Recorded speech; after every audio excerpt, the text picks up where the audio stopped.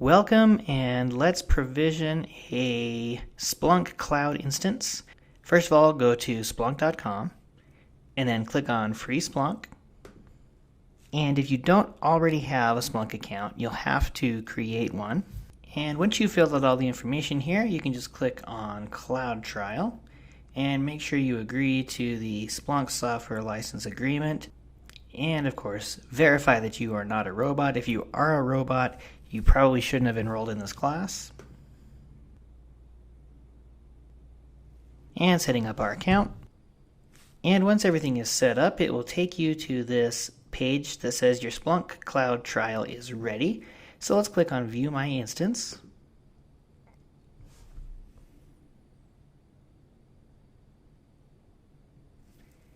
And more terms of services to accept.